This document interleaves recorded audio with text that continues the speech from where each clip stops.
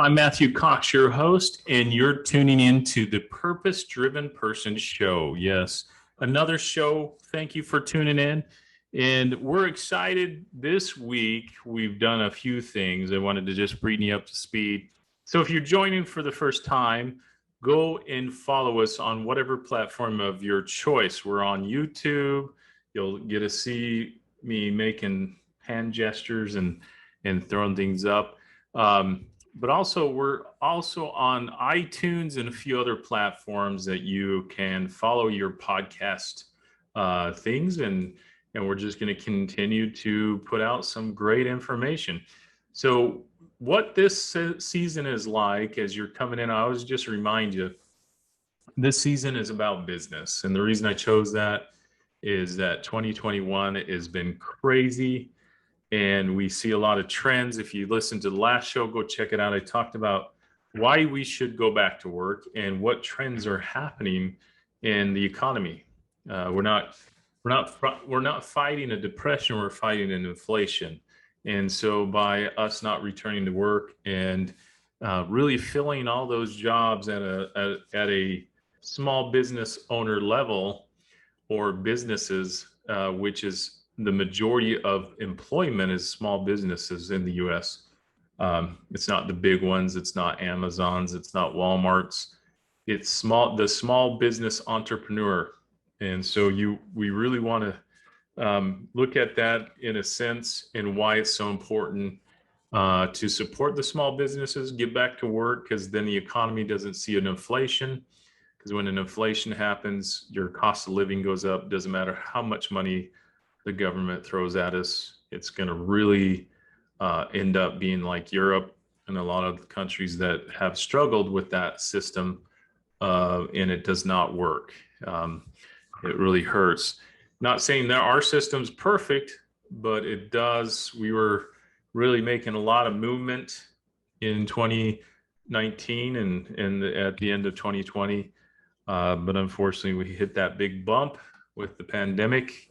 And now we're coming back out.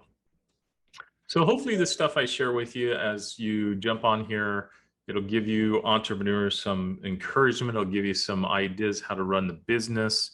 Or if you have a thought, I have some really great interviews coming up this next month that I'm putting together for you with business leaders in the community, because I are in the field. I want to make sure I bring you good interviews, but I'll depart what I've done and what I'm doing. And today we're going to be talking about the 6 areas that each business struggles. And this is just from one of the systems I've mentioned on this. So let's get to work. Let's jump in. All right, guys. So let's talk about what is going on. What is up? Like, what is going on in this crazy time? I'm telling you, it's up, it's down, it's left, it's right. A lot of craziness all over. So, if you look at the news, it's never the same. It's always something going on. It seems like I just avoid it because altogether I'll pick out certain channels or networks to watch, so I know what the economy is doing for certain reasons, for trends. But most places I don't even bother because it's not good. It's crap. And it's just going to make you have anxiety and stress out. So I would encourage you to stay away from certain outlets. But if you're a business owner, you do want to follow the trend of the marketplace. What's going on in your market, but also just in general, what is the government doing? So I'm throwing out one insider trade secret. So, well, it's not really a secret, but if you don't know about it, I would encourage you, if you own a business and you have more than 25 employees, there's a new tax, a payroll tax benefit or reimbursement or whatever you call it, a tax benefit that they put out. And I would encourage you you can message me, I'll send you the information, but you can get each quarter of all the employment tax that you paid back. And this is something new. And I would encourage you to really look at this, really look into it, and go after it. If you have more than 25 employees, this will benefit you. There's a lot of companies that do this. They chase it. They take a percentage for you. but it's something. And the reason I was asking, the reason they're doing this is because it's a better way to do a stimulus to the economy by giving it back to the business so that they can either pass that down by expanding, giving more, or hiring, doing things, because that's going to expand what we need to do, which it's never been done. It's unheard of. And it's really, they're encouraging it. The IRS is encouraging it. So I really encourage you to go look at it. Again, message me here on Facebook, YouTube, wherever you listen to this, and I'll send you the contact and the information about this. You can't miss it. Go make sure you really take advantage of it and look into it as a business owner. Well, let's jump into it. This is what I got for you. So I wanted to give you that information because what I want to really apply here is information for you as you come on here every week, that you walk away with something. And that was a pretty big nugget. I hope that you heard how great that can help you in this time of need. Now, looking at how a business is run. So I'm going to pull this from EOS Good to Great, Jim Collin, our Gino Wickman's information. So if you're on here, you're listening, and you're a small business owner, you have 5 or 10 or 100 employees, or you're just starting out, I'm going to talk about the areas that we struggle. And this is just something really common in all businesses. So I'm going to throw this out. You guys think on this and really just make some comments. You know, there's 6 areas that they point out that most businesses have struggles in.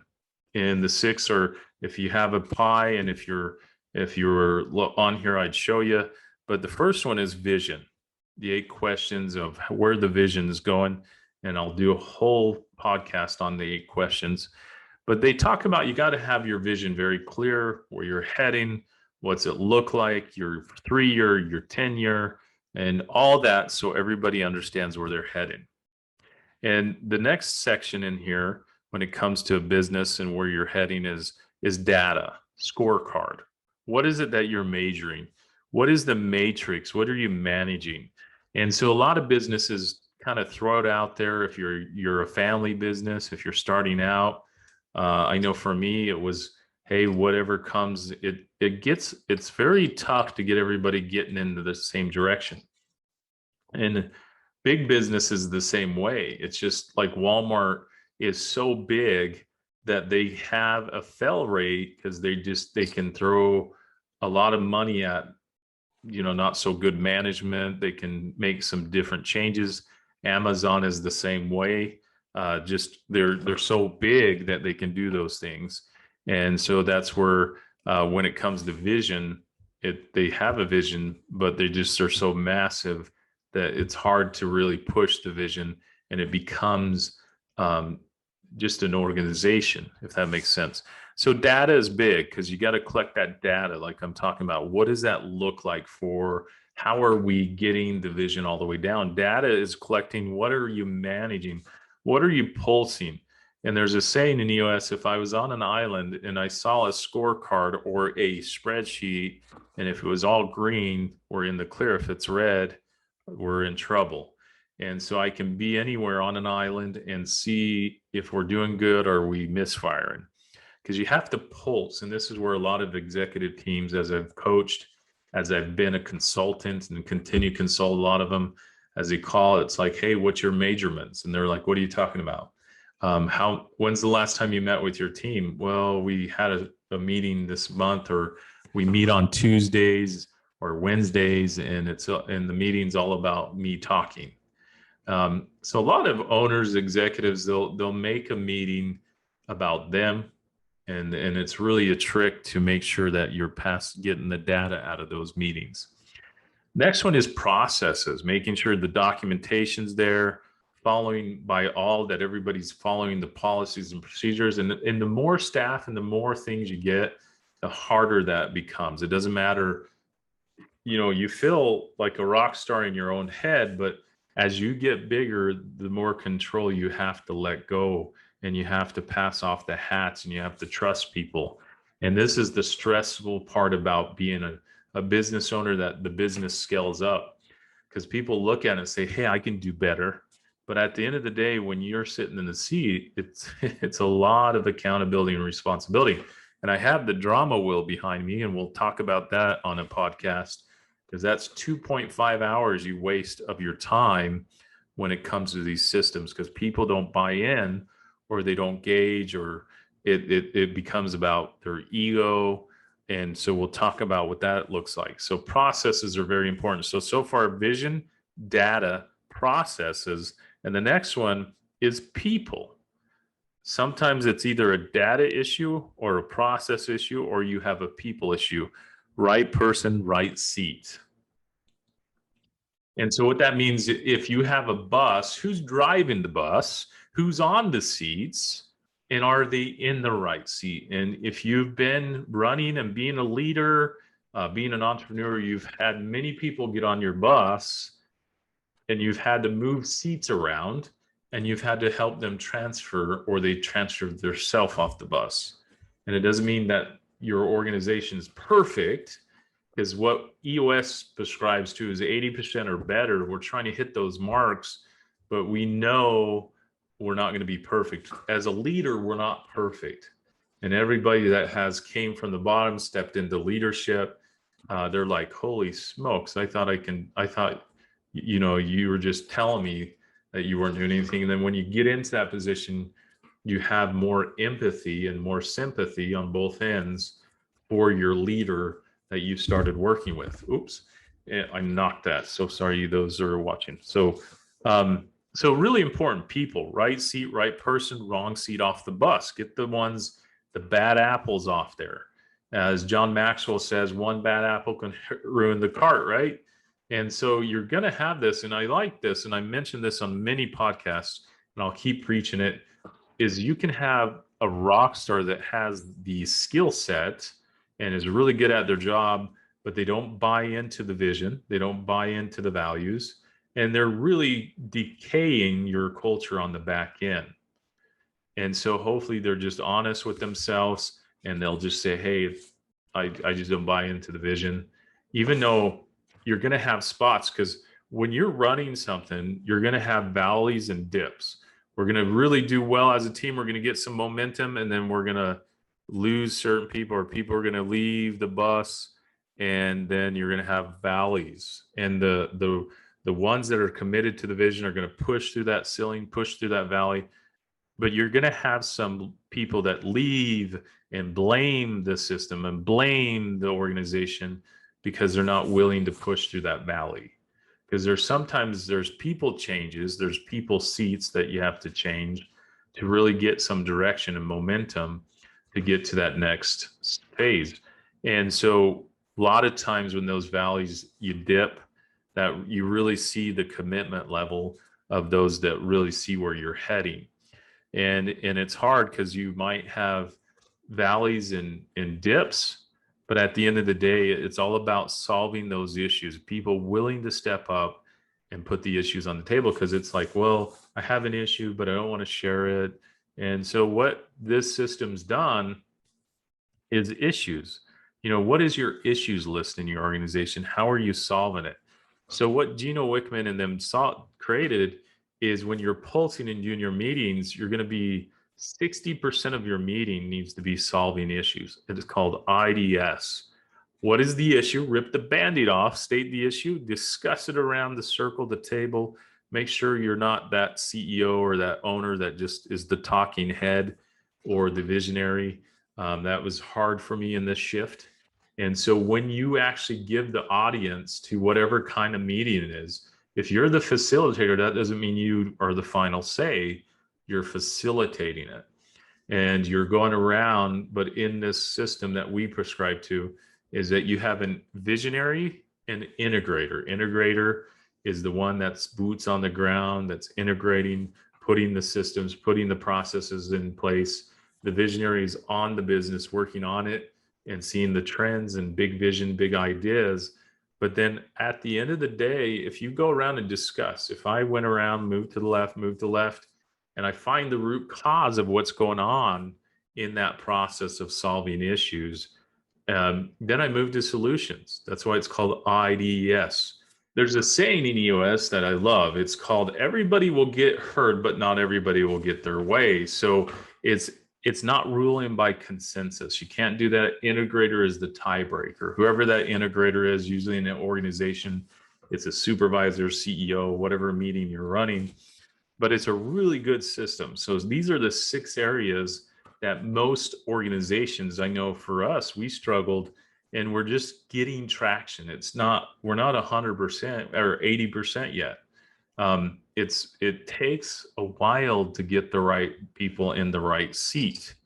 And once you do that, once you move it around and everybody sees the vision of that operation system that you choose, it's where you get traction. And this is where the traction comes from it. This is where you start saying, man, okay, now we're getting movement. Oh, this is cool. And again, you'll start hitting that bump or that hill, and you got to be ready for it. Celebrate the wins.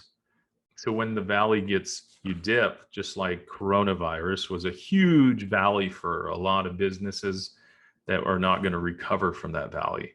But here's the thing is, if you're an entrepreneur, take a break, take a relaxation, and get back in the game, because failure is part of being an entrepreneur. And so if you're going to fail because of this virus, step back and say, okay, what has this changed in the system of the trend of the industry? So I gave you kind of an operating system, but now you have to step back and use that same glasses. You got to put them on and say, okay, hey, this sucked. I lost my restaurant. I need to do some things. There's some money I can go after. But what is the trend? Is the restaurant the right thing to open, or should I open something else? Because certain things, the way we do businesses is going to stick. It's going to stay. I've been saying that on a lot of podcasts. You got to understand the way we're interacting now. There's going to be a lot of different services you can offer that weren't even thought of before the pandemic. You know, Viktor Frankl is one of my favorite people that wrote Man's Search for Meaning. He's a theorist. It's called logotherapy. He says, out of adversity, how can you find meaning and purpose?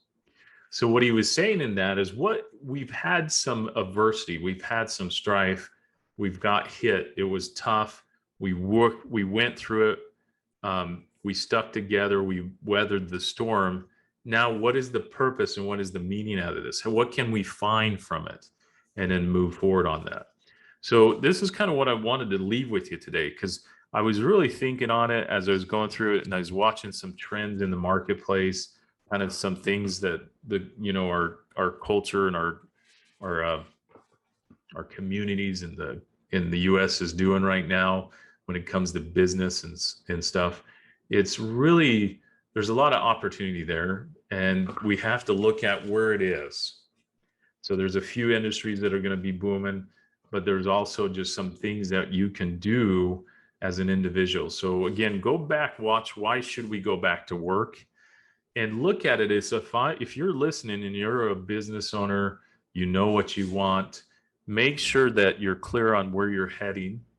And your biggest thing in any business is it's either a people issue or a process issue.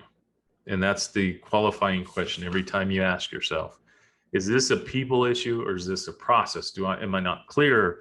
Is it us? If we're not clear as a company or as an organization, do we have a process? Now, even if you're clear on the process, human beings they don't like to be put in a process. It's really hard, and we struggle. We've always fight processes. We always question the why. Well, we should just be able to do this and be free. And not every place I've worked has always had processes. Even when I was growing up as a dishwasher, I had a process. I had to do it a certain way so I wouldn't break glasses, I wouldn't do things, and I had a system. Cart goes in, pushes in, shut the thing, and then I had a system of putting the dishes away, and I was really quick at it. But if I didn't listen to my trainer and who gave me the process, I wouldn't be a good dishwasher. I mean, I really prided myself to be the fastest and the best, because as I did that, the waitresses would tip me better at the end of the night because I made sure they had clean plates. I was on top of cleaning the tables off. It's what you put in. It doesn't matter what you do. It's how much you put in. And I always say this, if you complain because it's not what you think it should be, you're going to go to another place as an employee, as a worker, and you follow yourself. And you're going to complain at that job as well. And you're going to complain at that career as the next career you go do. If you're a leader, if you're in a leadership position, it doesn't get better. You got to work on you and make sure, because if the organization is willing and they're willing to make that change, and this is what my filter is, they're not perfect. I always, when I worked for organizations, are they humble? Are they willing to make changes? Do you have up here, is this the vision? And are we having some communication issues? So it's a people issue to cascade stuff down. And so what you have to do is make sure that you see the vision and you don't let people ruin the outcome of the vision. So I've been in a lot of good organizations. They had open door policies. I did everything I do to make sure I was pushing that vision, to make sure that it was going. And if there was people in the way that was either my supervisor, I would go to the people above, and then I'd find out if the company was humble and willing. And so that's where you have to really look at, is it a process issue or a people issue? People issue can be fixed. Processes can be made or recalibrated. So think of that, look through it. If you have any questions, check us out. Go to our website, go to Facebook and follow us. Tell me what you want to hear. I wanted to give you this gold nugget if you're a business owner and pushing, but if you are running a home, you can still run the same way, because in a home, you have to have a purpose and a vision.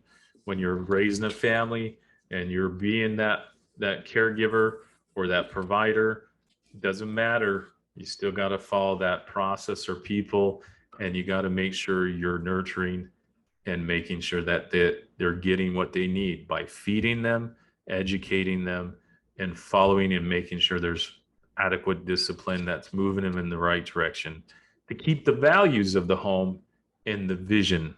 And so if you guys have any questions, let me know. I'm Matthew Cox, your host on the Purpose Driven Person Show. Until next time, go follow us on Facebook, go follow us on iTunes, smash those star buttons, give us a review. And I want to put out here, the first person that gives us a review on iTunes as you're listening, I'm going to send you a personal purpose-driven hat. That's the ones I've showed you. Give me the chance to throw that at you. Go on to iTunes, give us a good review, what you like and what you get from it, and I'll send you a personal hat. All right, guys, have a good week. Continue to live on purpose. And if you have any questions, let me know. Take care until next time. Be well.